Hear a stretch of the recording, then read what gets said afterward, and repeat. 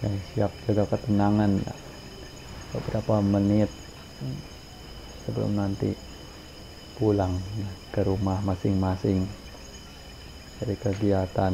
Ada setidaknya seminggu sekali untuk isi makanan bagi batin, karena kalau hidup kita setiap harinya tidak ada yang untuk ke dalam batin, seperti seakan begitu jauh sekali, terlalu mabuk dengan duniawi,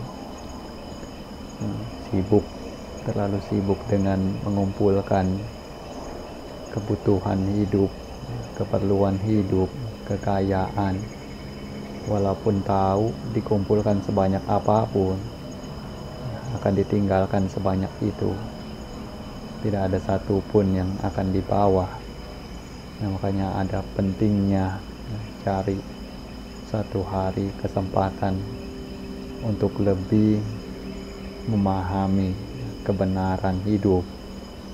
Minimal dapat menyadari bahwa sebenarnya kehidupan ini adalah untuk tujuan apa, sehingga tidak sampai seakan tidak punya arah tujuan. Yang mana guru agung kita, Sang Buddha, sudah menentukan sebagai umat Buddha memiliki tujuan akhir untuk merealisasi nibbana. Sebagaimana yang beliau katakan, nibbanang paramang sukhang. Nibbana adalah kebahagiaan yang tertinggi. Hendaknya itu yang jadi acuan bagi diri kita. Lalu bagaimana untuk sampai dapat mencapai tujuan tersebut, juga tidaklah lain yaitu dengan berusaha untuk praktek-praktek Dhamma yang telah beliau ajarkan, mulai dari sila, menjaga sila ucapan dan perbuatan dengan baik dan benar, lalu samadhi, berusaha untuk menenangkan pikiran, untuk konsentrasi, fokus, serta pannya, yaitu memiliki kebijaksanaan untuk mengetahui segala macam fenomena, segala macam bentukan-bentukan alam yang ada di dalam hidup kita ini. Jadi dengan kesempatan ini juga merupakan kesempatan yang sangat baik. Kondisi juga mendukung. Waktunya untuk letakkan dulu kesibukan-kesibukan duniawi, letakkan dulu beban-beban pikiran yang mungkin masih ada. Biarkan untuk saat ini dan beberapa menit ke depan, buat pikiran itu tenang, tidak perlu berpikir macam-macam. Konsentrasikan pikiran pada nafas masuk, sadari, tahu nafas masuk. Nafas keluar juga disadari, tahu kalau nafas keluar. Nafas yang masuk, ketahui itu, baik panjang maupun pendek, baik halus maupun kasar juga disadari. Nafas keluar juga demikian.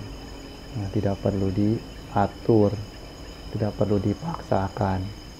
Biar nafas yang masuk dan keluar itu bekerja secara alaminya. Tugas kita ke depannya dalam meditasi adalah hanya sekedar fokus memperhatikan nafas yang masuk dan nafas yang keluar. Cukup tahu, layaknya seorang penjaga pintu yang tahu siapa yang masuk dan siapa yang keluar. Tidak perlu ditanya masuk untuk apa, tidak perlu dicari tahu juga mau cari apa di dalam, ataupun setelah keluar juga tidak perlu ditanya. Hanya sekedar tahu saja siapa yang masuk dan siapa yang keluar. Demikianlah dalam praktek meditasi Citta Bhavana, untuk menjaga pikiran agar tidak lari kemana-mana. Kalau pikiran berpikir tentang masa lalu, juga segera sadari, kembalikan lagi kepada saat ini, bahwa saat ini sedang latihan Nah, untuk menjaga ketenangan, karena masa lalu baik yang indah maupun yang buruk juga sudah berlalu, dipikirkan pun tidak ada gunanya. Yang membahagiakan juga hanya tinggal kenangan, sementara yang buruk-buruk juga tidak lagi dapat diperbaiki. Yang terpenting adalah saat ini masih ada kehidupan, bagaimana caranya melakukan yang terbaik, mengisi waktu saat ini sebaik mungkin. Kalau hari ini baik, saat ini baik, maka kedepannya juga tidak perlu dikhawatirkan, tidak perlu dipertanyakan akan seperti apa.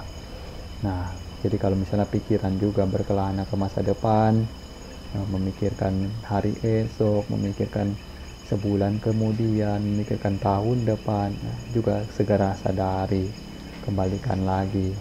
Jangan terjebak dalam hayalan, jangan terjebak dalam mimpi-mimpi yang belum nyata, karena hidup kita adalah saat ini.